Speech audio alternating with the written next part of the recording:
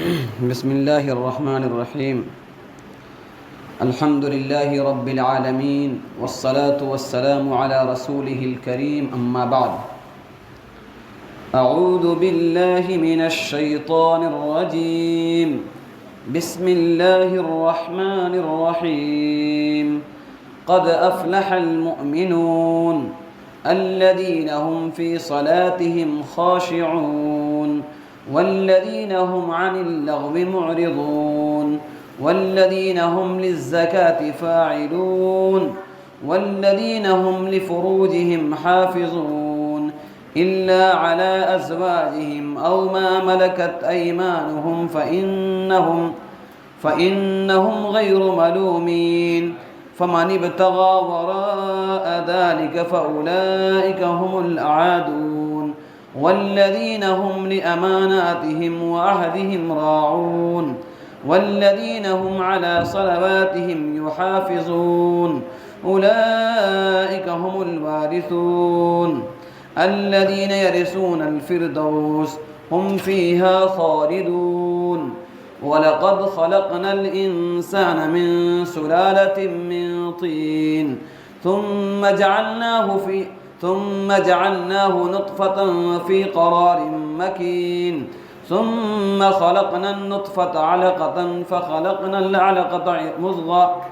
فَخَلَقْنَا الْمُضْغَةَ عِظَامًا فَكَسَوْنَا الْعِظَامَ لَحْمًا ثُمَّ أَنْشَأْنَاهُ خَلْقًا آخَرَ فتبارك اللہ احسن الخالقین. صدق اللہ العظیم. بھائی ہم میں سے کون کون کامیاب ہونا چاہتے ہیں؟ ماشاءاللہ سبھی کامیاب ہونا چاہتے ہیں. کامیاب لوگوں کی صفت بیان کی گئی ہے. جو اللہ کے نگاہ میں کامیاب ہیں ان کی صفت بیان کی گئی ہے. تو اس نیت سے آج بیٹھیں کہ انشاءاللہ جو صفتیں یہاں بیان کی گئی، جو خوبیاں بیان کی گئی ہے، وہ اپنے اندر بھی انشاءاللہ ہم لائیں گے. ان خوبیوں سے اپنے آپ کو بھی انشاءاللہ ہم مزین کریں گے اور ہم بھی کامیاب ہوں گے انشاءاللہ. ایسے تو آج 28-29 پارے حضرت پڑھے، پھر وتر میں جو سورت کو پڑھے، نماز میں جو پڑھے. یہ نماز کے دوران میرے ذہن میں بار بار بات آ رہی کس پر بات کی جائے آج. یعنی ہر آیت، ہر رکوع، ہر سورت ایک ایسا مضمون لیے ہوا ہے کہ دل چاہ رہا تھا کہ ہر آیت پر بات کی جائے. قرآن مقدس تو یہ سمندر ہے، آپ جتنے تہ میں جائیے اتنی قیمتی موتی آپ کو حاصل ہوگی. یہ آپ کے اوپر ہے کہ کہاں سے موتی حاصل کرنا چاہتے ہیں. لیکن ظاہر سی بات ہے کہ اس تھوڑے سے وقت میں سب پر تو بات ممکن نہیں ہے. تو میں نے آج سوچا کہ کامیاب لوگوں کی صفت بیان کی جائے تو ہمارے اندر بھی جذبہ ہو، ہم بھی کامیاب بننے کی کوشش کریں. اس لیے ہم نے 18 پارے کی، 28 نہیں بلکہ 10 پارے پیچھے آ کر 18 پارے کے پہلے آیت سے انشاءاللہ ہم آج سورہ مومنون کی پہلے آیت سے تفسیر شروع کریں گے انشاءاللہ، وہ پڑھیں گے. پہلے ترجمہ دیکھتے ہیں. بسم اللہ الرحمن الرحیم. شروع اللہ کے نام سے جو بڑا مہربان نہایت رحم کرنے والا ہے. قد افلح المؤمنون، بے شک مراد کو پہنچے ایمان والے، یقیناً کامیاب ہو گئے ایمان والے. اس میں ایک لفظ ہے افلح، جس کو ہم فلاح بھی بولتے ہیں. نماز میں بلانے کے لیے مؤذن ہر روز کہتا حی علی الفلاح. بھائی بولتے نا، کیا مطلب اس کا؟ آ جاؤ کامیابی کی طرف. فلاح لفظ کا معنی القاموس المحیط ایک عربک ڈکشنری کتاب ہے، اس میں اتنا جامع معنی لکھا ہے کہ اتنا جامع اس کا معنی ہے کہ جس انسان کو یہ چیز حاصل ہو گئی اس سے بڑا کامیاب کوئی نہیں ہے. یعنی فلاح اس کامیابی کو بولتے ہیں جس کے بعد پھر ناکامی نہیں آنے والی ہے. فلاح اس کامیابی کو بولتے ہیں جس کے بعد کوئی پریشانی باقی نہیں رہے. تو ان مومنین کا ذکر یہاں پر ہوگا جو بالکل کامیاب ہو گئے، اب کوئی دقت ان کو نہیں ہونے والی ہے۔ اچھا، ہم سمجھتے ہیں کامیابی کا مطلب بنگلہ، گاڑی، گھر دوار ہو جائے، حشم خدم، نوکر چاکر ہو جائے، اسی کو نا بولتے کامیابی۔ تو اس کو کامیابی بولتے ہیں دنیا تک۔ اگر کسی کو دنیا تک کامیاب رہنا ہے، آخرت میں کوئی چیز نہیں چاہیے اس کو، تو ٹھیک ہے۔ اگر کوئی بندہ چاہتا ہے کہ میں کامیابی کا مطلب میرے ذہن میں یہ ہے کہ بھائی بنگلہ ہو جائے، گاڑی ہو جائے، اچھے خادم نوکر ہو جائیں، اب کیا چاہیے؟ تو دنیا کے حد تک تو پیسہ ہو، مال ہو، دولت ہو، اسباب ہو، نوکر ہو، چاکر ہو، آپ کامیاب ہیں۔ لیکن اگر آپ نے ان تمام چیزوں کے ساتھ ساتھ یہ صفت بھی اپنے اندر پیدا کر لی تو دنیا میں بھی کامیاب رہیں گے اور آخرت میں کامیاب تو ہیں ہی ہیں۔ لیکن ایک بات یاد رکھیے، دنیا کی کامیابی میں تکلیف شامل ہے۔ قرآن کریم میں اللہ کہتے ہیں لقد خلقنا الانسان فی کیا ہے فی کبد، کیا ہے لفظ فی کبد؟ کبد کا لفظ جو ہے قرآن کریم میں ایک لفظ ہے کبد، کہ انسان کو ہم نے مشکل میں پیدا کیا۔ گویا کہ انسان کے نیچر میں، اس کے فطرت میں، اس کی زندگی میں، چاہے وہ نبی ہو، چاہے ولی ہو، چاہے عام انسان ہو، ہر انسان کو دنیا میں مشکلات ہے، کوئی پریشانی سے خالی نہیں ہے۔ نبی اس لیے پریشان ہے کہ اللہ کی محبت اور زیادہ حاصل ہو جائے، اللہ کا تعلق اور بڑھ جائے۔ اللہ کے نیک بندے اس لیے پریشان ہیں کہ اللہ کا تعلق اور بڑھ جائے، راتوں کو مشقت میں کھڑے ہیں۔ کبد نہیں، کوئی اور لفظ ہے جی۔ تو انسان کو اللہ نے مشکل میں پیدا کیا۔ بھائی رات کو لکھا ہے کہ اللہ کے نبی علیہ السلام نماز میں کھڑے ہوتے، آپ کا پاؤں مبارک سوج جاتا تھا، پھول جاتا تھا، اتنی لمبی نماز پڑھتے تھے۔ اللہ کے ولیوں کے بارے میں آتا ہے کہ پوری رات نماز پڑھ رہے ہیں۔ امام شافعی رحمۃ اللہ، امام حنیفہ رحمۃ اللہ علیہ رمضان میں قرآن 60 ختم کرتے تھے، ایک تراویح میں اور ایک نفل نماز میں 60 ختم رمضان میں، روزانہ 2 ختم قرآن کرتے تھے۔ تو یہ مشقت جو بظاہر مشقت اور تکلیف دکھ رہی ہے، یہ کیوں ہے؟ اللہ کے قرب پانے کے لیے۔ کوئی مشقت اٹھاتا ہے کہ مال حاصل ہو جائے، ہم کو، ہم بڑے بن جائیں۔ تو میرے بھائیوں، کامیابی جس کو بھی ہو، جس شکل میں بھی ہو، دنیا میں تکلیف تو شامل ہے، ہر ایک کو ہے، لیکن اصل کامیابی تو آخرت کی کامیابی ہے۔ وہاں انسان جائے اور آپ کو فرشتے اعلان کرے نم کا نومت العروس، اب سو جاؤ دلہن کی طرح، تمہیں کوئی ڈسٹرب کرنے والا نہیں ہے، جنت کی ہوائیں آئیں گی اور جنت کے مزے، اور دیکھو کھڑکی سے اور آرام سے سوئے رہو۔ اب تم کو ایک دم قیامت میں تم کو اٹھایا جائے گا، پھر جنت کے فیصلے تمہارے لیے ہوں گے۔ یہ کامیابی اصل کامیابی ہے۔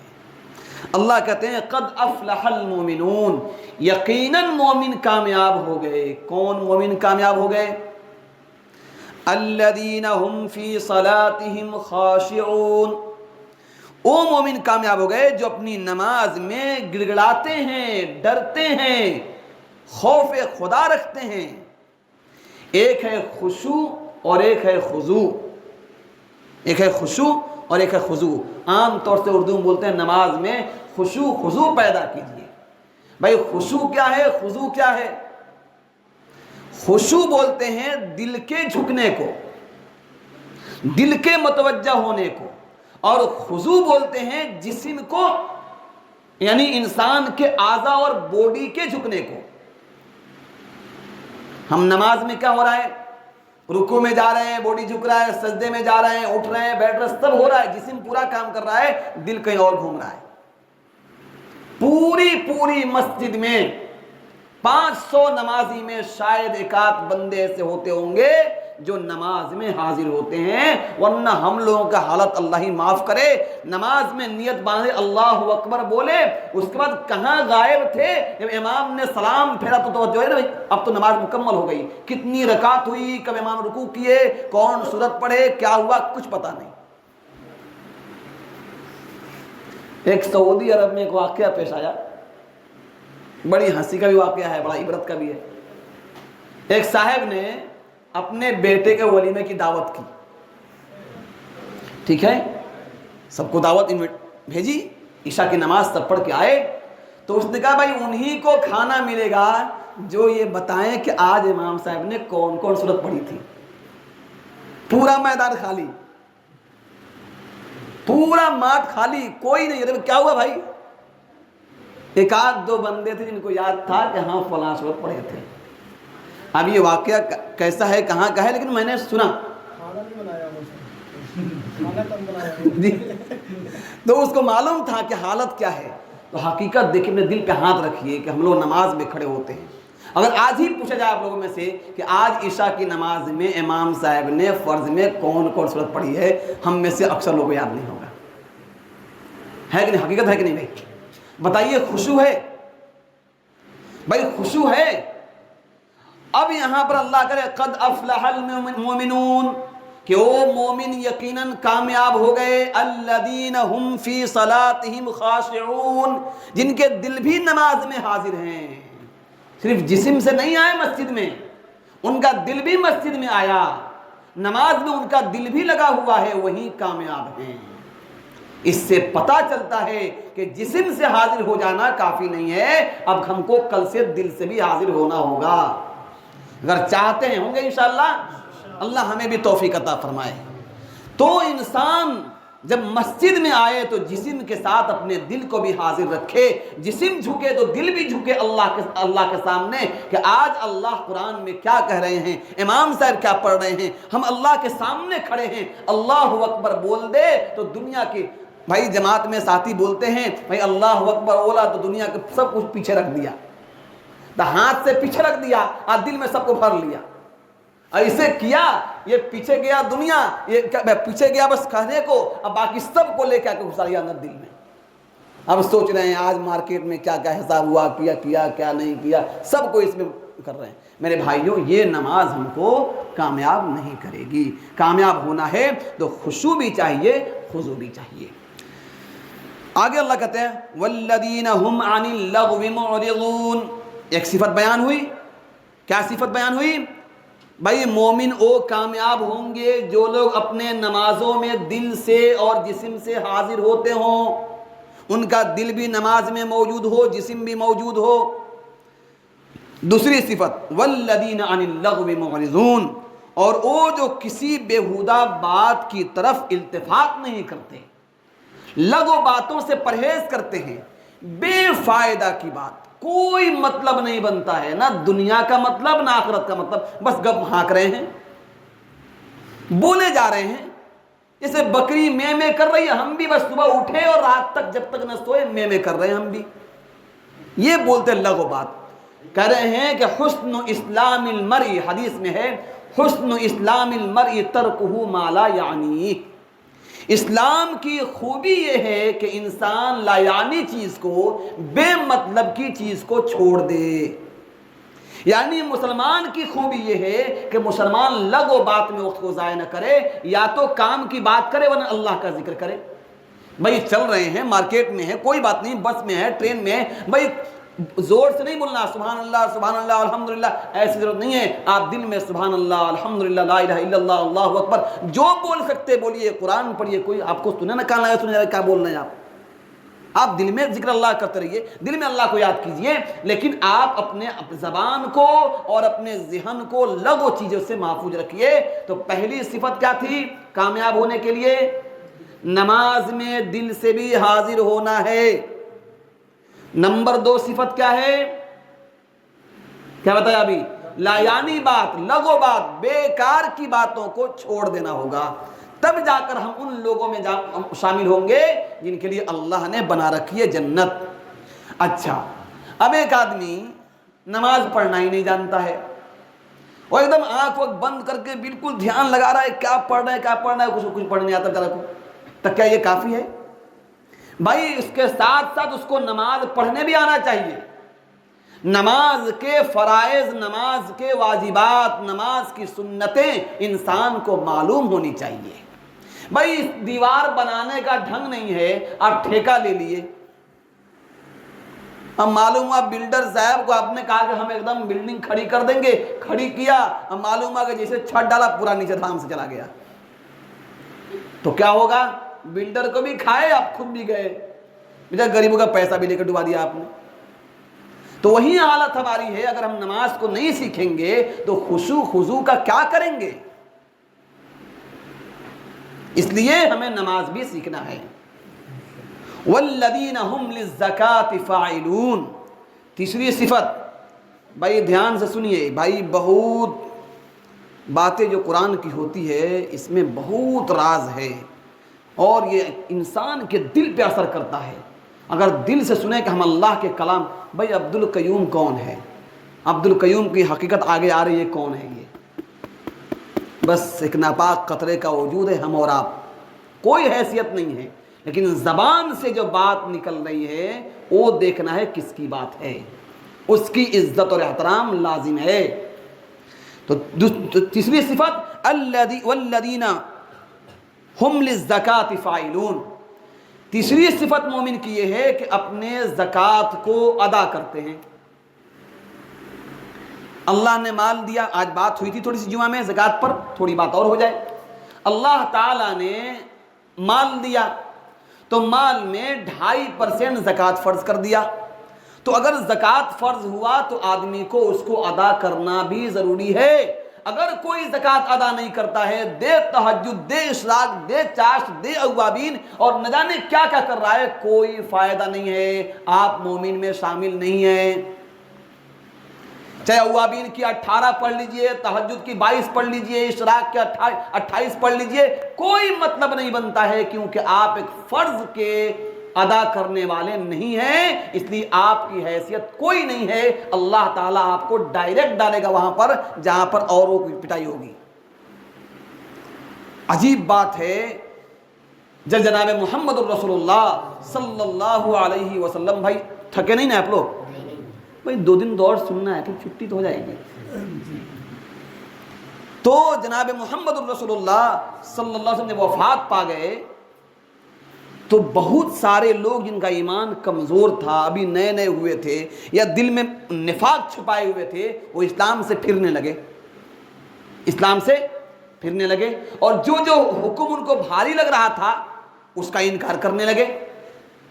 ابو بکر صدیق رضی اللہ تعالیٰ عنہ نے کہا ایسے نہیں چلے گا، لو منعونی اقارا لقاتلتہم، اللہ کے نبی کے زمانے میں جو لوگ زکوٰۃ کے ایک رسی بھی دیا کرتے تھے، اگر وہ رسی روکیں گے تو ہم ان سے لڑائی کریں گے، قتال کریں گے، جان کی بازی لگا دیں گے ان کے لیے۔ حضرت عمر فاروق ڈر گئے، حضرت عمر فاروق اتنے بہادر آدمی، وہ ڈر گئے، کہا کہ ابھی حالات اچھے نہیں ہیں، تھوڑا سا صبر کیجئے۔ اتنا کہنا تھا کہ وہ صدیق کے چہرہ لال ہو گیا اور گریبان پکڑی حضرت عمر کو اور کہا کہ اخوار اجبار فی الجاہلیہ و خوار فی الاسلام، کہ اسلام لانے سے پہلے بڑے بہادر بنتے تھے، اب بزدل بن رہے ہو تم۔ لو منعونی قارا لقاتلتہم، ایک رسی بھی روکیں گے تو میں قتال کروں گا ان سے۔ یہ بتانا تھا کہ اسلام نے جن چیزوں کو فرض کر دیا گیا ہے، نو کمپرمائز، کوئی کمپرمائز نہیں کی جائے گی، آپ کو دینا ہوگا، یہ اللہ کا حکم ہے، آپ کو ماننا ہوگا۔ اگر نہیں مانتے ہیں تو قد افلح المؤمنون میں شامل آپ نہیں ہو سکتے۔ اب یہاں پر سوال یہ ہے کہ یہ صورت ہے مکی، صورت ہے مکی، اور یہاں پہ والذین هم للزکاۃ فاعلون آ رہا ہے، جبکہ زکوٰۃ کے بارے میں بعض مفسرین کہتے ہیں کہ یہ فرض ہوا ہے مدینہ منورہ میں، تو یہاں زکوٰۃ سے مراد کیا ہے؟ بعض مفسرین جو یہ کہتے ہیں کہ زکوٰۃ مدینہ میں فرض ہوا، یہ صورت مکی ہے، اس کا مطلب بیان کرتے ہیں کہ وہ لوگ جو اپنے اندر کے تزکیہ کرتے ہیں، اپنے دلوں کی گندگی کو صاف کرتے ہیں، تو اس سے مراد کیا ہے؟ دل کی گندگی صاف کرنا ہے۔ تو نمبر 1 صفت نماز میں خشوع خضوع ہے، نمبر 2 صفت غلط باتوں سے پرہیز ہے، نمبر 3 صفت اندر کو صاف کرنا ہے۔ دوسرے مفسرین کہتے ہیں کہ اگرچہ زکوٰۃ کا پورا تفصیل اور پورا اس کا ڈھانچہ، کیا سسٹم، کیسے نکالنا ہے، کتنا نکالنا ہے، تفصیل آیا ہے مدینہ منورہ میں، لیکن زکوٰۃ کا حکم آ چکا ہے مکہ مکرمہ میں، اس لیے یہاں زکوٰۃ سے مراد زکوٰۃ ہی ہے، یعنی زکوٰۃ بھی نکالتے ہیں تب جا کے وہ مومن ہوں گے۔ خیر وہ مدینہ میں ہو چاہے مکے میں ہو، زکوٰۃ تو فرض ہے، جو نکالیں گے اس کا حق ادا کریں گے مال کا تو وہی مومن میں شامل ہوں گے، کامیاب ہونے والا میں۔ 3 ہو گیا۔ نمبر 4 والذین هم لفروجہم حافظون، اور وہ جو اپنی شرمگاہوں کی حفاظت کرتے ہیں۔ بھائی قیامت کے قریب 2-3 چیزیں بہت عام ہو جائیں گی، زنا، شراب اور حرام مال، اس کا ایک دم عام ہو جائے گا۔ زنا سستا ہو جائے گا، نکاح مہنگا ہو جائے گا۔ آج صورتحال یہ ہے کہ ایک باپ اپنی بیٹی کے نکاح کرنے کے لیے پوری زندگی کی کمائی خرچ کر دیتا ہے، لڑکا اسے نصیب ڈھنگ کا نہیں ہوتا ہے۔ زنا کو بازاروں میں عام کر دیا گیا، ایسے عام کر دیا گیا کہ جیسے ایک معمولی چیز ہو۔ یہ سب قیامت کی نشانی ہے۔ مومن کی صفت یہ ہے کہ مومن حلال طریقے سے اپنی ضرورت پوری کرے، اور مقصد اس کا یہ ہو کہ توالد و تناسل، یعنی اللہ کے نبی کے امتی میں اضافہ۔ آج اگر کوئی آدمی 2 شادی کر لے، اس پہ بولنے دیجئے، تھوڑا سا تو بولنا ہوگا۔ اگر کوئی آدمی 2 شادی کر لے تو معاشرے میں اس کو اس نگاہ سے دیکھتے ہیں جیسا کہ یہ بہت بڑا مجرم ہے، اس سے بڑا مجرم کوئی ہے ہی نہیں، کوئی حرام کام ارتکاب کر دیا۔ اور پڑوسی کو، محلے والے کو، سب کو معلوم ہے کہ 50 سال کا آدمی ہے، زنا کرتا ہے، اس سے سب لوگ ہنسی خوشی سے بات کرتے ہیں، کوئی تنقید نہیں کرتا اس پہ۔ وجہ کیا ہے؟ وجہ یہ ہے کہ ہم نے اسلام کے مفہوم کو نہیں سمجھا، ہم نے قرآن کو نہیں سمجھا۔ اگر سمجھے ہوتے تو جائز چیز پہ مبارکباد دیتے اور حرام چیز پر نفرت کرتے، اس سے بات تک نہیں کرتے، قطع تعلق کر لیتے۔ ایمان کا تقاضا یہ تھا، لیکن ہم لوگوں نے اس کو غلط بنا دیا۔ اب کچھ لوگ کہیں گے کہ بھائی جو لوگ 2 شادی کیے انہوں نے اپنی بیویوں پر بڑا ظلم کیا، کیا اسلام نے ظلم کرنے کے لیے کہا؟ کیا اسلام نے تعلیم دی کہ جو 2 شادی کرے پہلی بیوی پر ظلم کرے؟ اسلام نے اتنی سختی کر دی ہے، اتنی سختی کر دی ہے، اگر تمہارے پاس حیثیت ہو، دونوں کے ساتھ انصاف کر سکتے ہو، اور بالکل ایسا انصاف کرنا ہے کہ ترازو بالکل برابر رہے، تبھی تم شادی کرو، ورنہ تم کو کرنے کی ضرورت نہیں ہے۔ اب جو لوگ ظلم کر رہے ہیں وہ اپنے کام کے ذمہ دار خود ہیں، وہ اسلام نہیں ہے۔ اسلام تو لانے والے محمد رسول اللہ صلی اللہ علیہ وسلم ہیں، جنہوں نے آئیڈیل بن کے دکھایا ہے کیسے انصاف کرنا ہے، کیسے حق ادا کرنا ہے۔ تو اللہ کہتے ہیں والذین هم لفروجہم حافظون، اور وہ لوگ جو اپنی شرمگاہوں کی حفاظت کرتے ہیں۔ تو چوتھی صفت مومن کی کیا ہے؟ اپنے شرمگاہوں کی حفاظت۔ اگر شرمگاہوں کی حفاظت نہیں ہوگی تو زنا جب عام ہوگا تو کثرت سے نوجوان مریں گے، بڑی بڑی بیماریاں پیدا ہوں گی جس کا علاج ممکن نہیں ہوگا، اور معصوم بچے مریں گے، زلزلے آئیں گے۔ آج ہم لوگ نماز میں تھے، قیامت کا تذکرہ چلا، القاریہ ما القاریہ، وہ کیا ہے؟ کھڑکھڑانے والی چیز۔ اور ہم لوگ رکوع میں تھے اور زمین نے ہل کر دکھا دیا کہ یہی طریقہ ہوگا ہلانے کا۔ ایک جھٹکا آیا، کوہرام مچ گیا، کوئی وہاں بھاگا، کوئی وہاں بھاگا، جبکہ یہاں معمولی تھا۔ کل قیامت کا منظر یہ ہوگا، پہاڑ اڑیں گے روئی کے گالوں کی طرح، زمین پھٹ پڑیں گے، آسمان پھٹ پڑیں گے، اور پوری دنیا تہس نہس ہو جائے گی۔ بلڈنگ کو کون پوچھتا ہے، انسان کو کون پوچھتا ہے؟ اس وقت ہماری حالت کیا ہوگی؟ اگر ہم نے اس بات کو نہیں سمجھا تو اگر ہم نے اس طرح کے ماحول باقی رکھے، زنا کو عام کیا گیا، اس پر روک نہیں لگائی گئی، تو زلزلے آئیں گے اور ملکوں کے ملک، شہروں کے شہر زمین کے اندر دھسا دی جائیں گے۔ اللہ کو کوئی پرواہ نہیں ہے کون باقی رہا، کون ختم ہو گیا۔ آگے اللہ کہتے ہیں الا علی ازواجہم، ہاں اپنی بیویوں پر ان کو حق ہے اور اللہ نے ان کے لیے جائز قرار دیا ہے۔ یہاں تک کہ جناب محمد الرسول اللہ صلی اللہ علیہ وسلم سے ایک صحابی نے پوچھا اگر کوئی آدمی اپنے بیوی سے اپنی ضرورت پوری کرے تو کیا اس کو ثواب ملے گا؟ اس پہ انہیں تعجب ہوا، اللہ کے نے کہا کہ ثواب ملے گا، کہا تعجب ہوا کیسے ثواب ملے گا؟ کہا کہ اگر وہ آدمی کہیں غلط جگہ جاتا گناہ ہوتا نہیں ہوتا؟ ہوتا۔ کہا جب غلط جگہ جانے سے گناہ ہو رہا ہے تو یہاں صحیح جگہ پہ ثواب کیوں نہیں ہوگا اس کو؟ اللہ اکبر! کیا اسلام کا نظام ہے، کیا قرآن کا طرز ہے! اگر آدمی اپنی بیوی سے ملے تو اس کو نیکی حاصل ہے، حلال طریقے کو اپنائیے، اللہ زندگیوں میں برکت عطا فرمائے گا۔ او ما ملکت ایمانہم، یہ دور ختم ہو چکا ہے، یہ دور پہلے تھا، یعنی جب باندیاں ہوا کرتی تھیں اور اس زمانے میں باندیوں سے انسان کا ملنا جائز تھا۔ او ما ملکت ایمانہم، یا آپ کے اپنی باندیوں پر جو آپ کے داہنے ہاتھ کے قبضے میں ہیں، آپ کے قبضے میں ہیں۔ فإنہم غیر ملومین، تو ان پر کوئی ملامت نہیں ہے، جو اپنی بیویوں سے ملتے ہیں، اپنی باندیوں سے ملتے ہیں، ان پر کوئی ملامت نہیں ہے۔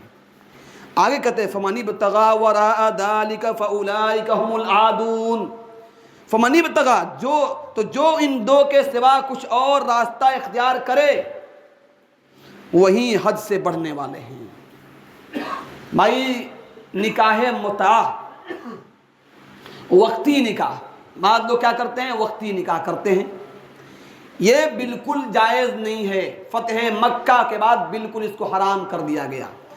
نکاح متعہ کا مطلب ہوتا ہے وقتی نکاح، 2 دن کے لیے، 4 دن کے لیے، یہ اس میں نہ گواہ شرط ہے نہ کچھ شرط ہے، یہ کچھ لوگ ہیں اس کو ماننے والے، یہ بالکل حرام ہے، اسلام میں اس کی کوئی گنجائش نہیں ہے، کیونکہ اسلام نے نکاح کو اس لیے باقی رکھا، اللہ کے نبی علیہ السلام فرماتے ہیں تزوجوا الودود الولود فإنی مکاثر بکم الامم، کہ تم ایسی عورت سے شادی کرو جو زیادہ بچے دینے والی ہو، کل قیامت میں اپنی امت کے اضافے پر فخر کروں گا۔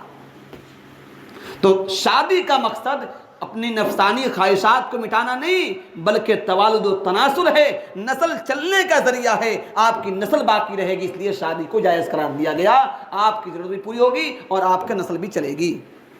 تو یہ لوگ جو اپنے شرمگاہوں کی حفاظت کرتے ہیں لیکن اپنی بیویوں اور اپنی باندیوں کے ساتھ اپنی ضرورت پوری کرتے ہیں تو ان پر کوئی ملامت نہیں ہے، لیکن اس کے علاوہ جو لوگ حد سے زیادہ تجاوز کرتے ہیں وہ کہیں وہ ظلم کرنے والے ہیں۔ اب آگے کہتے ہیں 5ویں صفت، والذین هم لاماناتهم وعہدهم راعون، اور وہ لوگ جو اپنی امانتوں اور اپنے عہد کو پورا کرنے والے ہیں، حفاظت کرنے والے ہیں۔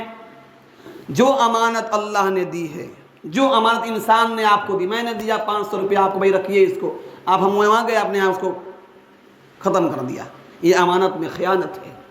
ہم سے ایک وعدہ ہوا، آپ وعدہ توڑ دیا آپ نے، یہ مومن کی صفت نہیں ہے۔ آج ہم میں سے 95% کا عالم یہ ہے کہ وعدہ خلافی مسلمان سب سے زیادہ کرتے ہیں، امانت میں خیانت کرنے والے سب سے زیادہ ہم اور آپ ہیں۔ پہلے وہی لوگ جو اسلام کو نہیں مانتے، بیچارے داڑھی والے ٹوپی والے پہ اعتماد کرتے تھے اور کہتے ان کے پاس امانت رکھ دو، آپ کی حفاظت سے رکھے گا وہ۔ کفار مکہ، واقعہ یاد کیجئے، اللہ اکبر، کفار مکہ جو اللہ کے نبی کے دشمن تھے، ان کی بیویاں دشمن تھی، کانٹے بچھاتی، وہ بھی اپنے امانت کے سامان اللہ کے نبی کے پاس رکھتے تھے، کہتے تھے کہ امین ہیں، صادق ہیں، سچے اور امانت دار ہیں۔ اللہ کے نبی ہجرت کیے ہیں تو آپ نے حضرت علی کو امانت کا سامان دے کر گیا کہ میں جا رہا ہوں، تم ان کے امانت والوں کا سامان لوٹا دینا۔ تو کیسا اعتماد تھا، یہ آئیڈیل نبی نے دیا۔ تو ہم بھی کسی کی امانت رکھیں تو اس امانت کو اسی طرح رکھیں جیسا کہ اس نے دیا ہے۔ جب کسی سے وعدہ کریں تو اس کو پورا کریں، کیونکہ اگر پورا نہیں کرتے ہیں تو وعدہ خلافی کرنے والوں میں ہوں گے، اور مومن کی صفت وعدہ خلافی کرنے والا نہیں ہے۔ تو 5ویں صفت کیا بیان ہوئی؟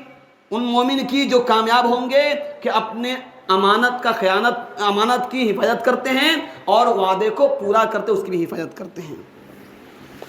والذین هم علی صلواتہم یحافظون، اللہ اکبر، شروع میں نماز پھر لاسٹ میں نماز۔ اللہ کہہ رہے ہیں والذین، اور جو ہم علی صلواتہم، اپنی نمازوں کی، یحافظون، نگہبانی کرتے ہیں، ڈنڈی نہیں مارتے، مغرب پڑھا عشاء غائب، عشاء پڑھا فجر غائب، ظہر میں مارکیٹ، عصر میں چوک چوراہے پر، عشاء گھر میں تو مسجد آ گئے، یہ مومن کی صفت نہیں ہے، کامیاب ہونے والے مومن یہ نہیں ہو سکتے ہیں۔ من ترک الصلاۃ متعمدا فقد کفر، اللہ کے نبی نے ارشاد فرمایا جو بندہ جان بوجھ کر ایک وقت کی نماز چھوڑ دے اس نے کفر والا عمل کیا ہے۔ امام ابو حنیفہ رحمۃ اللہ علیہ کے علاوہ 3 ائمہ حضرات نے، امام شافعی، امام مالک، امام احمد بن حنبل رحمۃ اللہ علیہ کے نزدیک تو گویا وہ کافر ہی ہو گیا، اس کو قید کرنا ہوگا جو جان بوجھ کے نماز چھوڑ دے۔ ایک حدیث میں ہے کہ الفرق بین الکفر والاسلام ترک الصلاۃ، کہ نماز کا چھوڑنا گویا کہ صحابہ کے زمانے میں یہ ایمان اور غیر ایمان والے کی پہچان ہوا کرتی تھی۔ نماز وہی چھوڑتے تھے جو ایمان والے نہیں تھے، جو منافق تھے، بلکہ منافق بھی نماز میں حاضر ہو جاتے تھے۔ اس لیے نماز بہت اہم چیز ہے۔ ان الصلاۃ، ایک جگہ اللہ کے نبی فرماتے ہیں کہ الصلاۃ عماد الدین، نماز دین کا ستون ہے۔ من اقامہا اقام الدین ومن ہدمہا ہدم الدین، جس نے نماز کو قائم کیا دین کو باقی رکھا، جس نے نماز کو چھوڑ دیا دین کو ڈھا دیا اس نے۔ جیسے ایک بلڈنگ کے 4 پیلر ہوں، ایک پیلر ٹوٹ جائے تو بلڈنگ کمزور پڑ جاتی ہے، کب گر جائے کوئی گارنٹی نہیں ہے۔ اسی طرح سے اللہ نے جو 5 چیزیں آپ پر لازم کی ان میں سے ایک رکن اسلام نماز بھی ہے۔ نماز آپ نے چھوڑا گویا کہ آپ کا اسلام خطرے میں ہے۔ بھائی سمجھ رہے ہیں کچھ؟ تو اللہ کہتے ہیں کہ 5ویں صفت یہ ہے مومن کی، والذین ہم علی صلواتہم یحافظون، جو اپنی نمازوں کی حفاظت کرتے ہیں، یعنی اس پر دائمی کرتے ہیں، پابندی سے نماز پڑھتے ہیں، کوئی نماز چھوڑتے نہیں ہیں اور جماعت سے نماز پڑھتے ہیں۔ اولئک هم الوارثون، اللہ کہتے ہیں یہی لوگ ہیں اصل وارث۔ الذین یرثون الفردوس، کہ وہ فردوس کی میراث پائیں گے۔ بھائی وارث سمجھتے ہیں؟ وارث نہیں سمجھتے ہیں؟ بھائی ایک آدمی مر گیا، اس کا جو بچہ بچتا ہے کیا بولتے ہیں؟ اس کو وارث بولتے ہیں۔ باپ کا جو مال بچا اس کا مالک کون؟ اس کے بچے ہوں گے، تو یہ وارث کہلاتے ہیں۔ وارث 2 طرح کے ہوتے ہیں، یہ ایک الگ بات بول رہا ہوں، ایک سپوت ایک کپوت۔ سپوت وہ ہے جو باپ نے مال چھوڑا اس کی حفاظت بھی کیا، اس کو بڑھایا بھی، محنت کر کے اس کو اور ترقی کیا۔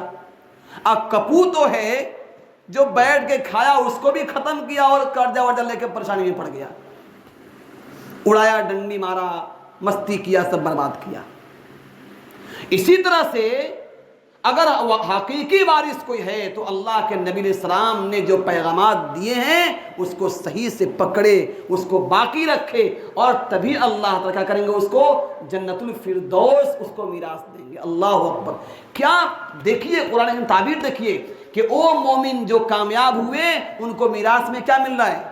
بھائی میراث میں یہاں پر 5 کنال مل جائے، 5 لاکھ 5 کروڑ مل جائے، انسان پورے نہیں سماتا ہے۔ باپ نے اتنی دولت چھوڑی ہے۔ اللہ تعالیٰ کہتے ہیں اگر تم لوگ یہ صفت پیدا کر لو جو بیان کیا گیا تو کیا ہوگا؟ اولئک هم الوارثون، تو وہی لوگ جو ان صفات کو اپنائیں گے یہ اصل وارث ہوں گے۔ کس چیز کے وارث ہوں گے؟ کس چیز کے؟ جنت الفردوس کے۔ اللہ اکبر! اس کی دعائیں انبیاء علیہ السلام بھی مانگتے تھے اور سکھایا اللہ کے نبی نے، تم اللہ سے جنت الفردوس مانگو۔ جنتوں میں بھی الگ الگ کیٹیگری ہے بھائی، انسانوں کا الگ الگ اسٹیٹس ہے نا بھائی، انسان بھی الگ الگ ہیں بھائی۔ کوئی رات میں 60، کوئی رات میں جو ہے کوئی پورے رمضان میں 60 ختم کر رہا ہے، اور کوئی 7 ختم نہیں کر رہا ہے، تو کیا اللہ سب کو برابر رکھیں گے وہاں پر؟ ایک آدمی پوری رات اللہ کے سامنے رو رہا ہے، گر رہا ہے، اپنے پیر کو سجا رہا ہے، اور ایک آدمی پوری رات سو رہا ہے، دونوں کو اللہ برابر رکھیں گے؟ بھائی اللہ نے وہاں پر جنت کے بھی کیٹیگری بنا دیے ہیں، لیکن ادنا جنت بھی ایسا ہوگا کہ دنیا کی کوئی حیثیت ہی نہیں اس کے سامنے۔ ادنا بھی مل گیا کسی کو تو اس سے بڑا کامیاب کوئی نہیں ہے۔ اللہ ہم سب کو ادنا نہیں، اللہ اعلیٰ دے، جنت فردوس عطا فرمائے۔ بھائی آمین بولیے زور سے بھائی۔ کیا مردے کی طرح بیٹھے آپ لوگ؟ بالکل لگتا ہے ایسے ایک دم کھائے پیے نہیں، روزہ وجہ کھول کے آئے نا، اسی آ گئے ہیں، کھا پی کے آئے نا۔ کھانا گرم ہو رہا ہے گھر میں، ٹینشن مت لیجیے، جائے گا انشاءاللہ کھانا مل جائے گا، اور اچھی بات سنیے، اچھا کھانا ملے گا انشاءاللہ۔ تو اللہ کہتے ہیں کہ اولئک هم الوارثون، وہی لوگ ہوں گے وارث۔ بات لمبی چلے گی، چھٹی نہیں کروں گا، سن لیجئے، ہاں گھبرائیے نہیں، 2 دن ہیں۔ الذین یرثون الفردوس، وہ لوگ جنت الفردوس کے وارث ہوں گے۔ اب اس پہ بات پھر بدلمی ہے، پھر کہیں اور چلتے ہیں۔ چلیے، ہم فیہا خالدون، اللہ اکبر، یہ ایک اور عجیب بات اللہ بول رہے ہیں کہ وہ جنت الفردوس جو ملے گا پھر چھینا نہیں جائے گا۔ یہ نہیں کہ مل گیا تو تم کو پھر لے لیں گے 5 سال بعد میں، بھائی ایسے نہیں ہوتا ہے۔ ابا نے چھوڑا 5 کروڑ، آپ محنت کیے، سپوت ہیں، بنایا 10 کروڑ، 60 سال بعد آپ کی بتی گل آپ کا بیٹا لے لیا اس کو، نہیں ہوتا بھائی؟ نہ آپ لے کے گئے وہاں سے دنیا سے، کفن میں جیب ہے بیکا، آپ کا بیٹا لیا 10 کروڑ، وہ بنایا اس کو 20 کروڑ، 60 سال بعد اس کی گاڑی کھلی، اس کا بیٹا لے لیا۔ تو یہاں پر تو آدمی کا ہاتھ سے نکلتا جائے گا، یہاں اللہ کہتے ہم فیہا خالدون، کہ جس کو یہ میراث مل جائے گی، جو جنت الفردوس میں داخل ہو جائے گا، وہ ہمیشہ ہمیش کے لیے ہوگا، پھر وہاں سے اس کو نکالا نہیں جائے گا۔ اللہ ہم سب کو نصیب فرمائے، اللہ ہم سب کو بار بار نصیب فرمائے۔ اللہم اجعلنا منہم، اللہم اجعلنا منہم، اللہم اجعلنا منہم، اس کا مطلب ہے اللہ ہم کو بھی ایسے میں لوگوں میں شامل فرما دے۔ اب آئیے، یہ صفت بیان ہوئی مومن کی جو اپنے اندر پیدا کرنا ہے نا، لیکن یہ صفت کب پیدا ہوگا؟ جب اپنی حقیقت پہچانیں گے کہ میں کون ہوں، میری حیثیت کیا تھی، میں ابھی کیا ہو گیا ہوں، اپنے آپ کو پہچانیں گے تو پھر جا کر ہماری کیا ہوگی؟ اللہ رب العزت سے محبت بڑھے گی۔ انسان کے اوپر جو احسان کسی انسان کا ہوتا ہے تو الانسان عبد الاحسان کہا جاتا ہے، کہ احسان کرنے والے کا آدمی غلام بن جاتا ہے۔ کوئی آدمی آپ کو کچھ ہیلپ کر دیا، مدد کر دیا، جب وہ سامنے آتا ہے نگاہ جھک جاتی ہے اس کے سامنے، جھکتی نہیں جھکتی بھائی؟ آپ بڑی پریشانی میں ہیں، کوئی آدمی آپ کو 5,000 روپیہ دے دیا، 10,000 دے دیا، 2 لاکھ دے دیا، 4 لاکھ دے دیا، آپ کو کام آ گیا، جب سامنے نگاہ پڑے گا، آپ نے اس کا پیسہ دے دیا، پھر بھی کیا ہوتا ہے؟ نگاہ جھک جائے گی، کیونکہ اس نے احسان کیا تھا۔ اگر آنکھ میں لاج اور حیا ہے تب آپ بے شرمے ہیں تو کون بات ہے بھائی؟ شرم و حیا ہو تو انسان کے اوپر احسان کرنے والے کا ایک ایسا روب ہوتا ہے کہ اس کی نگاہیں جھک جاتی ہے۔ تو جو اللہ تعالیٰ ہم کو اس اچھوتے انداز سے بنایا، اس انوکھے انداز سے بنایا، جس کے احسانات بے شمار ہیں، اس کے سامنے کیوں نہیں جھکتے ہیں؟ اگر اس کا احساس ہو جائے، اسی احساس دلانے کے لیے اللہ آگے آیت لا رہے ہیں، اپنی قدرت کی نشانی اللہ دکھا رہے ہیں۔ سنیے، اللہ کہتے ہیں لَقَدْ خَلَقْنَا الْإِنسَانَ مِنْ سُلَالَةٍ مِّن طِينٍ، بے شک ہم نے آدمی کو چنی ہوئی مٹی سے، یا اس کو کہیے بے شک ہم نے انسان کو مٹی کے خلاصے سے پیدا کیا۔ سلالتن، خلاصہ، نچوڑ۔ بھائی جوس پیتے ہیں نا آپ لوگ، کلکتہ میں بہت ملتا ہے، بنگلور میں زیادہ ملتا ہے، حیدرآباد میں زیادہ ملتا ہے، یہاں کم ملتا ہے، یہاں بھی ملنا اب شروع ہو گیا نا۔ تو کیا اس میں کیا کرتے ہیں بھائی؟ اس میں پھل کو نچوڑ لیتے ہیں نا، نہ اسی دیتے ہیں کھانے کے لیے، نچوڑتے ہیں۔ تو جو نچوڑ ہوتا ہے اس کو بولتے ہیں خلاصہ۔ اللہ کہتے ہیں لَقَدْ خَلَقْنَا الْإِنسَانَ مِنْ سُلَالَةٍ مِّن طِينٍ، ہم نے انسان کو، بے شک ہم نے انسان کو مٹی کے خلاصے سے پیدا کیا۔ بہت سے علماء نے یہ ترجمہ کیا، کچھ لوگوں نے ترجمہ کیا ہم نے اس کو چنی ہوئی مٹی سے پیدا کیا۔ حضرت آدم علیہ السلام کا پتلا اللہ نے مختلف قسم کی مٹیوں کو جمع کر کے اس سے بنایا، ان کو پیدا کیا۔ ہم سب آدم کے اولاد ہیں تو اسی لیے ہم کو بھی کیا ہے؟ مٹی سے اللہ پیدا کیا، گویا کہ انہی کے پشت سے پیدا ہوئے نا بھائی۔ اللہ تعالیٰ کہاں؟ آسمان دنیا پر اللہ نے تمام ان آدم علیہ السلام کے ذریت کو ان کے پشت سے، پیٹھ سے پیدا کیا، اور سب کو وہاں عہد لیا، الست بربکم، کیا میں تمہارا رب نہیں ہوں؟ تمام لوگوں نے کہا تھا قیامت تک آنے والے، بلا کیوں نہیں آپ ہمارے رب ہیں؟ تو اللہ نے ان کو، آدم کو مٹی سے پیدا کیا، ہم بھی ان کے پیٹھ سے پیدا ہوئے تو ہم بھی مٹی سے پیدا ہوئے۔ ایک یہ ہے۔ دوسرا یہ مطلب ہے کہ مٹی کے خلاصے سے، مطلب اس مٹی میں ہی غلہ ہوتا ہے۔ انگور کہاں سے پیدا؟ انار کہاں سے پیدا؟ گیہوں کہاں سے؟ دھان کہاں سے؟ چاول کہاں سے آتا؟ مکئی کہاں سے آتی؟ باجرے کہاں سے؟ یہ سارے کھانے کی چیزیں کہاں سے آتی؟ اسی مٹی سے۔ دانے کو مٹی میں ڈالتے ہیں، ہے نا؟ وہ کیا ہے؟ علامہ اقبال کا شعر کیا ہے؟ علامہ اقبال کا ایک شعر ہے، بڑا اچھا شعر ہے کہ مٹا دو اپنی ہستی کو اگر کچھ مرتبہ چاہو، مٹا دو اپنی ہستی کو اگر کچھ مرتبہ چاہو، کہ دانا خاک میں مل کر گلے گلزار ہوتا ہے، کہ دانا خاک میں مل کر گلے گلزار ہوتا ہے۔ خاک منے مٹی۔ بھائی گیہوں ڈالتے ہیں کھیت میں، آپ لوگ تو چاسی نہیں ہیں، آپ لوگ تو شہر میں رہتے ہیں، ہم لوگ دیہات میں دیکھتے ہیں بھائی لوگ کیا ہل جوتتے ہیں، پھر دانا ڈال دیا اس میں، دانا کیا ہوتا ہے؟ وہ سڑ جاتا ہے، بالکل مٹی میں مل جاتا ہے، پھر وہاں سے ایک کوپل نکلتا ہرا سا، پھر ہلتا ہلتا پھر وہ بڑا ہوتا ہے، پھر بالی پکڑتا، پھر اس میں پھل آتے ہیں، پھر وہ سوکھ جاتا ہے، ہم اس کو داتے ہیں، پھر گھر پہ لاتے ہیں، مشین میں ڈالتے ہیں، بیچارے کو پیس دیتے ہیں، پھر لاتے گھر میں، بیوی اس کو پانی ڈال کے اس کو لوئی بناتی ہے، اس کو گوندتی ہے، پھر توے پہ اس کو گرم کر کے روٹی بنا کے ہمارے حوالے کرتی ہے، ہم کھا کے سو جاتے ہیں۔ بھئی یہ کہاں سے غلہ آیا، کہاں سے دانہ آیا؟ اسی مٹی سے آیا۔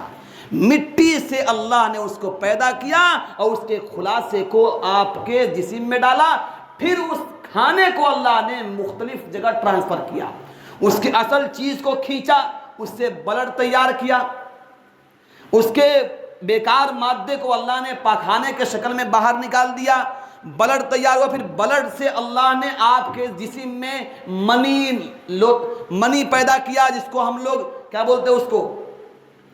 بھائی انسان کے جسم میں جس سے بچے پیدا ہوتے ہیں، اللہ نے نطفہ پیدا کیا، پھر اسی نطفے کو اللہ نے بیوی کے رحم میں ٹرانسفر کیا، اور پھر وہیں سے ہمارا اور آپ کا وجود بنا۔ تو مٹی کے خلاصے سے ہوا کہ نہیں ہوا؟ بھائی مٹی سے کھانا بنا، کھانا سے خون بنا، خون سے منی بنا، منی سے ہم اور آپ بنے۔ اور ہمیں اتنا غرور ہے، ایسا گھمنڈ ہے، ایسے چلتے ہیں زمین کو پھاڑ ہی دیں گے جیسے کوئی ہے ہی نہیں ہمارا جیسا۔ بھئی ہماری اور آپ کی حیثیت کا ہے، بس کن کہنے کی ضرورت ہے، پورا معاملہ بگڑ جائے گا۔ آج ہلائے نا اللہ پاک تھوڑا سا، بھئی احساس کرتے رہیے اس کو بار بار، یہ کہیں بھی ہلا سکتے ہیں، کبھی بھی ہلا سکتے ہیں۔ ہماری حقیقت کچھ بھی نہیں ہے، اس رب کے کرم سے اور آپ اور ہم محفوظ ہیں، ان کی نگاہ ہٹے۔ سائنٹسٹ کہتے ہیں کہ اللہ، اب اس پر بات ہو تو پھر سائنس میں بہت لمبی بات ہو جائے گی، پھر تھوڑا سا بول دوں، زیادہ نہیں بولوں گا۔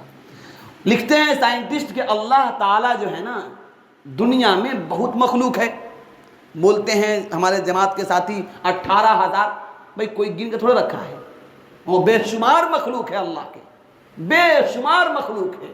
ان بے شمار مخلوق میں سے ایک مخلوق انسان ہے، پھر انسانوں کی تعداد کتنی ہے؟ انکاؤنٹیڈ، کوئی گن نہیں سکتا۔ پھر کتے ہیں، بلی ہے، سور ہے، بندر ہے، کوا ہے، چیل ہے، پرندہ ہے، نہ جانے کیا کیا ہے، اور اس کی تعداد کتنی ہے۔ کسی کے انڈے میں بچے ہو رہے ہیں، کسی کے پیٹ میں بچے ہو رہے ہیں، اللہ تعالیٰ بچوں کو تیار کر رہا ہے، کرانے کر رہا ہے۔ ایسا کبھی دیکھا آپ نے کتا نے بلی کو پیدا کیا، بلی نے کتا کو پیدا کیا، انسان نے بکری کو پیدا، بکری نے انسان کو پیدا کیا؟ ایسا کبھی ہوا؟ کائے نہیں ہوا بھائی۔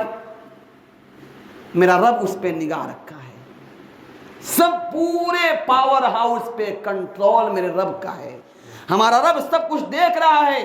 لکھا ہے علماء نے، اگر اللہ تعالیٰ ایک سیکنڈ کے لیے ایک ماں کے رحم میں تیار ہونے والے بچے سے نگاہ اللہ ہٹا دے تو آنکھ سر سے اٹھ کر اس کے انگوٹھے میں لگ جائے اور پیر کا انگوٹھا اس کے سر میں لگ جائے۔ کیا سمجھتے اپنے آپ کو ہم لوگ؟ میرا رب ہم پر کیا کیا کرم کیا ہے، ذرا تصور کریں گے، اپنے سارے گھمنڈ اور تکبر کو بھول جائیں گے، اس رب کے حکموں پر اپنی سب کچھ لٹا دیں گے اس کے لیے۔ اللہ کہتے ہیں لَقَدْ خَلَقْنَا الْإِنسَانَ مِنْ سُلَالَةٍ مِّن طِينٍ، کہ ہم نے بے شک انسان کو چنے ہوئے مٹی سے بنایا۔ ثُمَّ جَعَلْنَاهُ نُطْفَةً فِي قَرَارٍ مَّكِينٍ، اللہ کہتے ہیں کہ ہم نے پھر اسی پانی کی بوند کو، اسی منی کو ایک مضبوط ٹھہراؤ کی جگہ میں رکھا۔ گھومو گھومو، سمجھے؟ اللہ کہتے ہیں کہ ہم اسی نطفے کو، اسی پانی کے، اسی بوند کو ایک مضبوط اور محفوظ جگہ میں رکھا۔ غور کیجئے، انسان ملتا ہے، اللہ تعالیٰ کسی کو اولاد دیتے ہیں، کسی کو محروم کر دیتے ہیں، کسی کو صرف بیٹا دیتے ہیں، کسی کو صرف بیٹی دیتے ہیں۔ تو اللہ تعالیٰ نے ایک سسٹم بنایا ہے اور پورا کچھ لکھ دیا ہے، کس سے کیا ہونا ہے، کس کو کیا ہونا ہے، کب کیسے ہونا ہے۔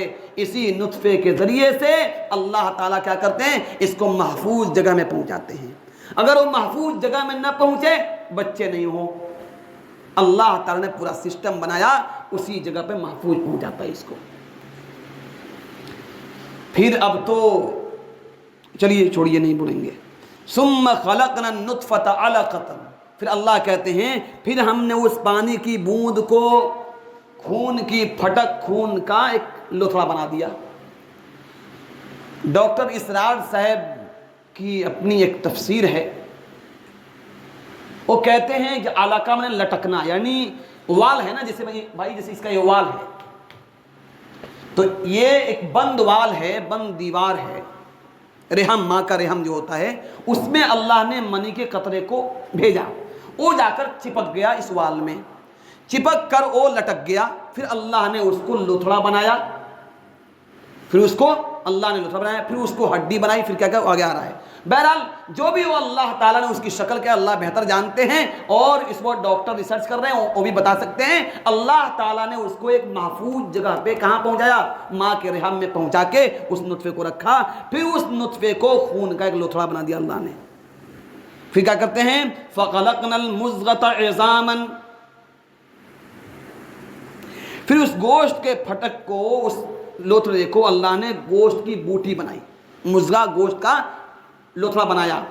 فَخَلَقْنَا الْمُضْغَةَ عِظَامًا، پھر اس لوتھڑے سے اللہ نے ہڈی بنائی۔ یہاں پر بعض مفسرین کہتے ہیں کہ انسان کے جسم میں ہڈی بھی ہے، گوشت بھی ہے، نرم چیز بھی ہے اور گرم چیز بھی ہے، کیا بولتے اس کو، نرم بھی ہے اور سخت بھی ہے۔ مارو گھوسا تو بھوسا نکل جائے، فَوَقَذَهُ مُوسَىٰ فَقَضَىٰ عَلَيْهِ، موسیٰ علیہ السلام نے مارا ایک گھوسا، اس کا نکل گیا بھوسا اس کا۔ ارے کس کا؟ ایک قبطی تھا جو بڑا پریشان کر رہا تھا موسیٰ صاحب کے ایک بندے کو، ان کے ایک قوم کو۔ اس نے کہا فاستغاثہ، اس نے چلایا بچاؤ بچاؤ، موسیٰ آئے سمجھائے بھیا کیا مارتے ہو، اور ڈنگ مارا ایک گھوسا، بس کام تمام۔ ٹھیک ہے، تو کہتے ہیں یہ سخت بھی ہے نرم بھی ہے۔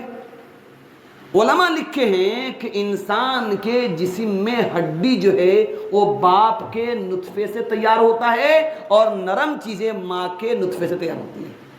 اللہ اکبر، اللہ سبحان اللہ سبحان اللہ۔ بھائی دونوں کے ملتے ہیں تب جا کے بچے پیدا ہوتے ہیں نا، تو باپ کے نطفے سے ہڈی بنائی جاتی ہے سخت چیزیں، اور ماں کے نطفے سے نرم چیزیں بنائی جاتی ہیں۔ یہ اللہ کا ایک قدرت ہے، کرشمہ ہے، تحقیق ہے علماء کا۔ کہتے اللہ کہتے ہیں فَخَلَقْنَا الْمُضْغَةَ عِظَامًا، بس ہم نے بنا دیا مضغے سے بوٹی کو ہڈی، فَكَسَوْنَا الْعِظَامَ لَحْمًا، پھر ہڈی نہیں چھوڑا اس کو، اس پر ہم نے پھر کیا کیا، ڈینٹنگ پینٹنگ کی۔ اللہ کہتے ہیں پھر ہم نے ان ہڈیوں پر گوشت کی چادر چڑھا دی ہم نے۔ بھئی اگر گوشت دکھے تو انسان بھاگ جائے، کنکال لا دو تو سب مسجد چھوڑ کے بھاگے یہاں سے، نہیں بھاگیں گے بھائی۔ اللہ نے بھائی کنکال ہی تو ہے اندر میں، بھائی انسان کا ڈھانچہ ہڈیوں پہ کھڑا ہے، لیکن اللہ نے اس پر گوشت کا کتنا شاندار سسٹم بنایا کہ ایک انسان کو دیکھ کر فریفتہ ہو جاتا ہے، دیوانہ ہو جاتا ہے، اپنے وجود کو بھول جاتا ہے یہ کون ہے بنانے والا۔ لقد خلقنا الانسان فی احسن تقویم، ہم نے انسان کو بڑے اچھوتے انداز سے بڑا ہی خوبصورت بنایا ہے۔ اللہ کہتے ہیں یہ کیا ہے، گوشت کی جو چادر ہے، اس سے اللہ نے ہمارا نقشہ بنایا۔ ثم انشأناه خلقا آخر، پھر اسے اور صورت میں اٹھان دی، یعنی اللہ کہتے پھر اس کو ایک مکمل انسان بنا کے ہم نے اس کو دنیا میں بھیجا۔ تو شروع کہاں سے ہوا تھا، ایک معمولی قطرے، ناپاک قطرے سے شروع ہوا، پھر اس کو بنایا گیا، خون جما، پھر لوتھڑا بنا، پھر ہڈی بنی، ہڈی پہ گوشت چڑھائے گئے، پھر پورا نقشہ وجود دے کر اللہ تعالیٰ نے کیا ہے قرآن کریم میں، حضرت آپ حافظ صاحب پڑھتے رہیے، کیا ہے، نہیں وہ اللہ نے نکلنے کا راستہ آسان کیا نا، ثم السبیل یسرہ، ثم السبیل یسرہ، اللہ کہتے ہیں پھر ہم نے اس کے نکلنے کا راستہ آسان کر دیا۔ علماء لکھے ہیں کہ بچہ جو ہے ماں کے پیٹ میں اس کا سر اوپر ہوتا ہے، پیر نیچے ہوتا ہے جب اس کا وجود تیار ہوتا ہے، لیکن جب اس کے پیدا ہونے کا ٹائم آتا ہے تو بچہ اس میں گلاٹھی مارتا ہے، یوں اچھلتا ہے، اس کا سر نیچے پیر اوپر، اور پھر اللہ تعالی ایک عجیب طریقے سے، یعنی امپوسیبل، انسان کا دماغ کام نہیں کرے، اللہ تعالیٰ ایسے ایک ننھے پیارے سے بچے کو آسانی سے پہلے اس کا سر باہر آتا ہے، پھر اس کا پورا جسم باہر آتا ہے، اور پھر وہی لوگ جو رو رہے ہوتے ہیں اس کے چہرے دیکھتے ہیں، خوشی سے چلا اٹھتے ہیں، جھوم اٹھتے ہیں۔ یہ کون ہے جو کون ہے جس نے اس طرح سے ہمارا وجود کو بخشا؟ اگر اللہ تعالیٰ یہ گردن وہیں پھنسا دیتے، ہمارا سر پہلے اوپر ہوتا، پیر نیچے پہلے آ جاتا، ہماری جان نکل جاتی۔ اگر پیر پہلے آتا اور سر اوپر ہو جاتا تو بچے زندہ نہیں بچتے، اسی میں مر جاتے، دم گھٹ جاتا اس کا۔ اللہ تعالیٰ اس کو ایسے تھا، ایسے گھما کے پہلے سر باہر کیا، پھر اس کے بعد پورا اس کا جسم باہر کیا اللہ تعالیٰ نے۔ یہ اللہ کا نظام ہے۔ جب بچہ پیدا ہوا اگر رویا نہیں سب ٹینشن میں، جب بعد میں روئے تو سب ٹینشن، آپ پہلے نہیں روئے تو ٹینشن۔ لکھا ہے کہ اگر بچہ پیدا ہو نہیں روئے ٹینشن ہے کہ نہیں ہے؟ لکھا علماء نے کہ اگر 1 منٹ بچہ نہیں روئے تو جوان ہو کر وہ پاگل ہو جاتا ہے۔ اللہ اکبر۔ اس لیے کیا ہوتا ہے، جو ہی بچہ پیدا ہو جب تک چیخے نہیں روئے نہیں، گھر والے سب ٹینشن میں ہیں، مار تھپڑ مار ہاتھ دیتا ڈاکٹر بچہ کو۔ ہم نے دیکھا بھائی، ارے ہمارا بھتیجا ہوا، اس کو مار کے پورا لال لال کر دے، بھائی کیسا ڈاکٹر ہے یار تم، ظالم آدمی آج کا بچہ۔ کہا نہیں ماریں گے تو روئے گا نہیں۔ وہ بات نہیں ہے، اصل بات یہ ہے اس کا پھیپھڑا کام نہیں کرتا ہے، اس کے لیے حرکت دینا پڑتا ہے۔ وہ ڈاکٹر اللہ نے ان کو طریقہ سکھایا ہے، انہوں نے پڑھا تو وہ طریقے ہیں بچے کو اس طرح کرنے کے لیے۔ اگر نہیں روئے تو اس کی جان بھی چلی جائے گی، اور اگر 1 منٹ نہیں رویا اور بعد میں رویا تو بعد میں پاگل ہو سکتا ہے جا کر۔ یہ اللہ کا نظام ہے بھائی، اللہ ہی بہتر سمجھتے ہیں۔ اللہ کہتے ہیں فتبارک اللہ احسن الخالقین، بڑی تو بڑی برکت والا ہے اللہ، سب سے بہتر بنانے والا ہے بنانے والوں میں سے۔ اب یہاں پر کہیں گے خالقین کہا، جمال آیا، کیا اور بھی کوئی پیدا کرنے والا ہے کیا؟ بھائی خلقہ کا ایک معنی ہوتا ہے کریشن کرنا، کریٹ کرنا، بنانا، پیدا کرنا، اور ایک معنی ہوتا ہے اس کا میڈ، بنانا۔ میں میڈ بولتے نا انگلش میں، تھوڑا بہت سکھائیے آپ لوگوں کو۔ تو ایک ہوتا ہے پیدا کرنا، ایک ہوتا ہے بنانا، دونوں میں فرق ہے۔ بھائی یہاں پر کچھ ہے کہ نہیں ہے؟ یہ تو ہے، یہ ریئل ہے نا، ریئل ہے، یا یہ سمجھیے یہ کرسی ہے، ادھر میں یہ الماری ہے۔ لکڑی کس نے بنائی؟ نہیں، کس نے بنائی لکڑی؟ بھائی اللہ نے پیدا کیا نا بھائی، نہ ہمارا پیدا کیے۔ بھائی گاچھ کس نے بنایا؟ اللہ نے، تو لکڑی اسی سے بنی ہے نا، تو اللہ نے لکڑی بنائی۔ لوہا کس نے پیدا کیا؟ اللہ نے۔ پھر کمپنی والے نے لوہے سے کانٹی بنا دی، پریک جس کو بولتے ہیں۔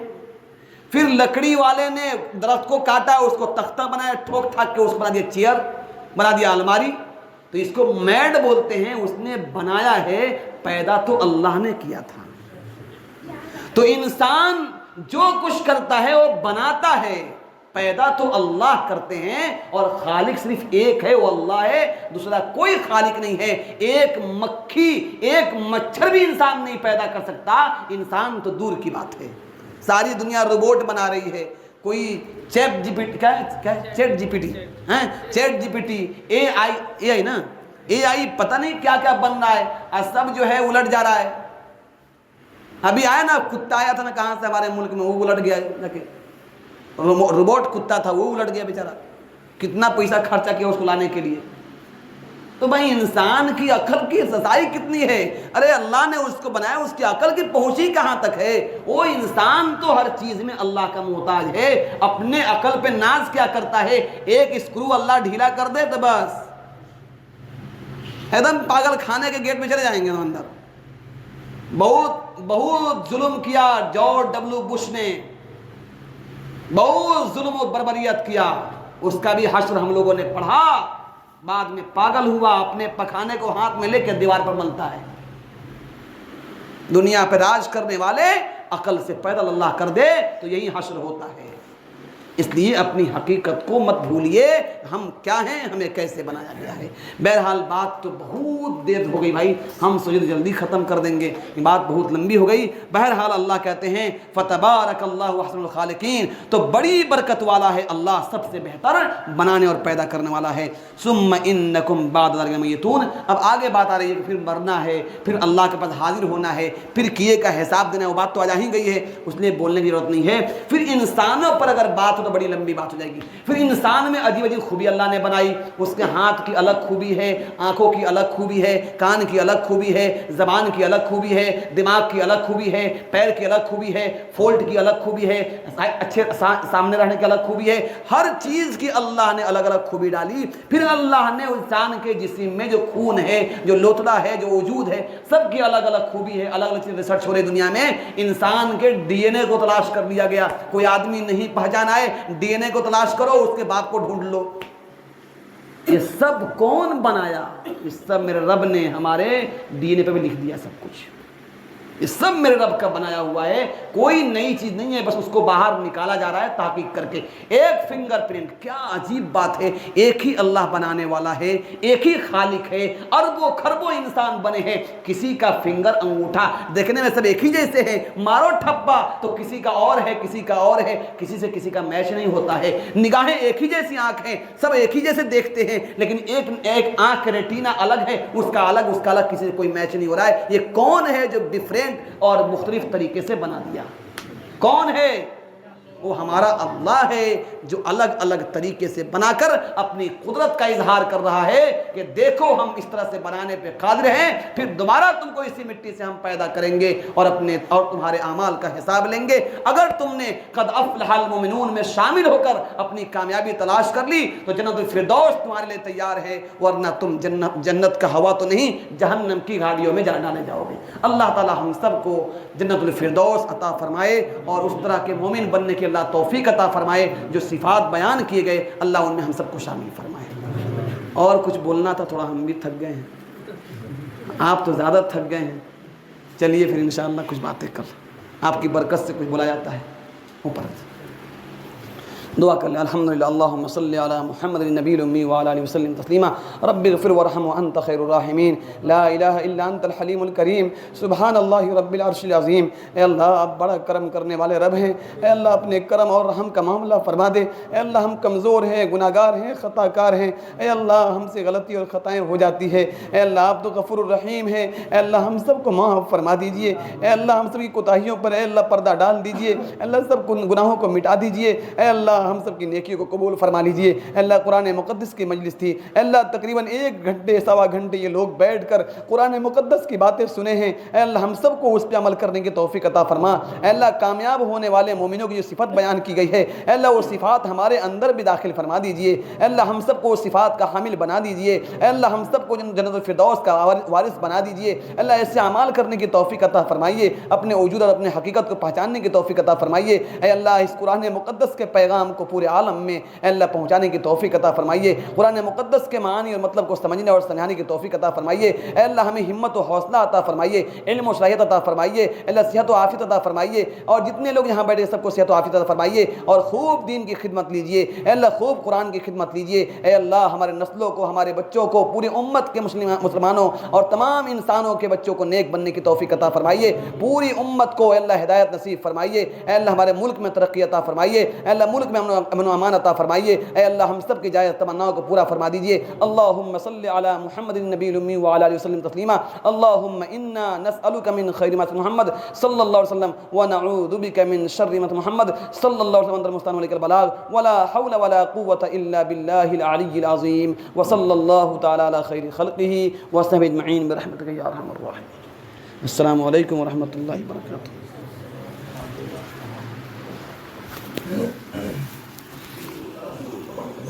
अस्सलाम व रहमतुल्लाह।